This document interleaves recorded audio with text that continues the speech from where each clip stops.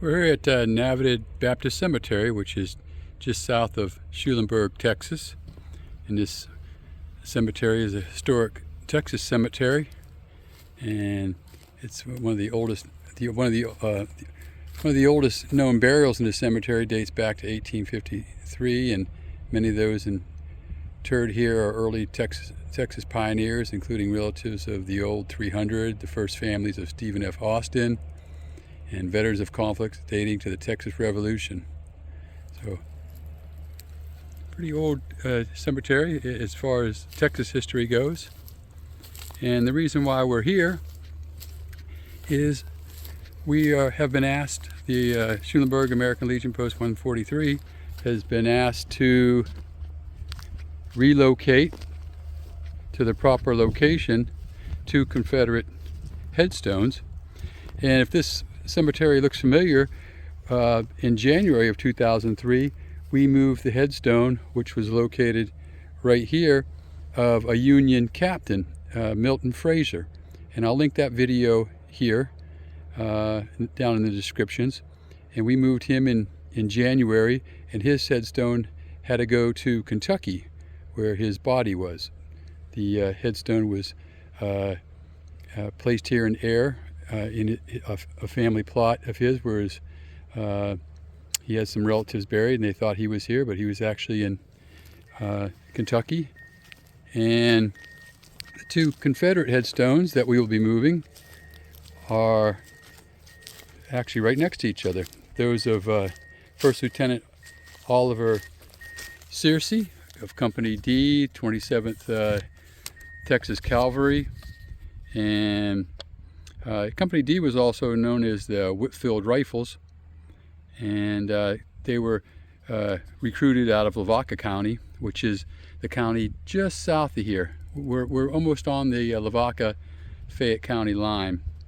And they participated in the battles of Pea Ridge, Siege of Corinth, Battle of Lucca, Battle of Corinth, Holly Springs Raid, Battle of Thompson Station, Battle of Yazoo City, the Atlanta Campaign, Battle of Franklin, and the 3rd Battle of Murfreesboro. And he is actually buried about 15 miles south of here in Lavaca County in the Hallettsville City Cemetery. So we're going to be relocating his headstone there.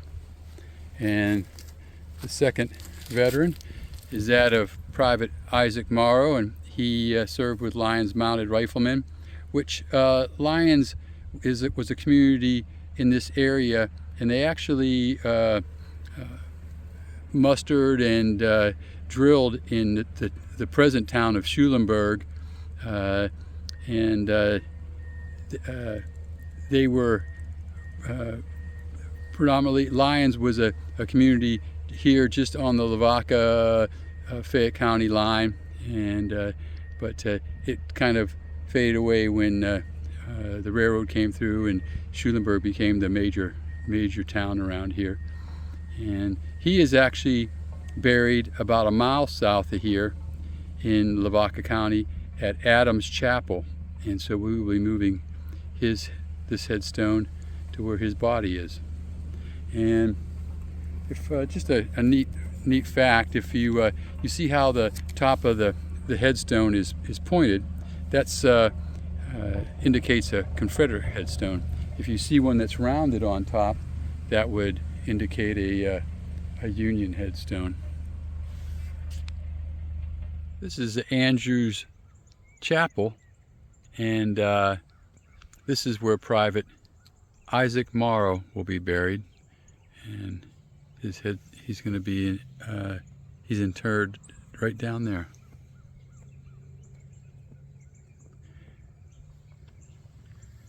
This is another cemetery on the Texas Historic Registry, and it says Andrews Chapel Cemetery, associated with the Hackberry community. The Andrews Chapel Cemetery was named for settler A.G. Andrews, who by 1866 had donated land for a burial ground and Baptist church.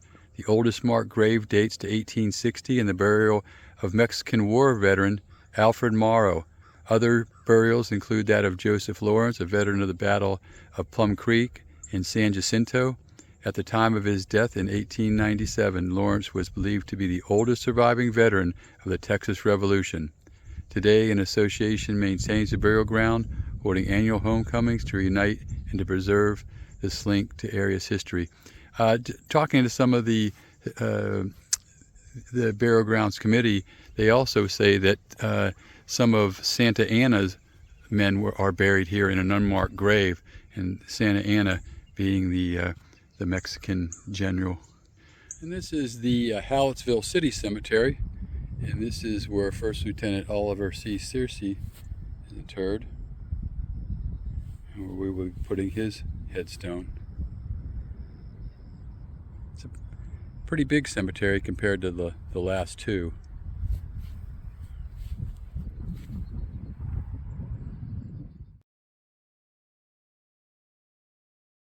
And here we are on the day of the movement of the headstones, and we're at Navidad Baptist Cemetery, and we're just forming up. And we had representation from Hallettsville City Cemetery, the Andrews Chapel Cemetery, Navidad Baptist Cemetery, and actually a descendant of Private Isaac Morrow was in attendance. So as you can see, we're American Legion Post 143 is forming up and going to perform the military honors as we remove the headstone, and then loading them up onto the back of a pickup truck, and then we're heading to Andrews Chapel to set Private Isaac Morrow's headstone. And now we're at Andrews Chapel, and we're removing Private Isaac Morrow from the back of the truck and placing his headstone in his existing grave, and with military honors. As I mentioned earlier, we were lucky enough to have found a descendant of Private Isaac Morrow's, and they were in attendance for the setting of his military headstone. He had an existing headstone, but it wasn't a military one. As you can see here, once we have the headstone set, we render honors one more time and place a veteran's marker on the grave with the flag. I have noticed one of our members is wearing a gray service cap, which is the Sons of the American Legion, SAL. And now we're at Hallettsville City Cemetery and setting First Lieutenant Oliver Searcy's headstone. And as you can see, he had an existing military headstone, but it didn't have as much information on it. So now he has two. Schulenburg American Legion Post 143 was truly honored to be asked to be involved with the movement of these veterans' headstones to their proper location. And as I mentioned earlier in this video, I'll link the video where we move Captain Milton Frazer's headstone from Navidad Baptist to Kentucky.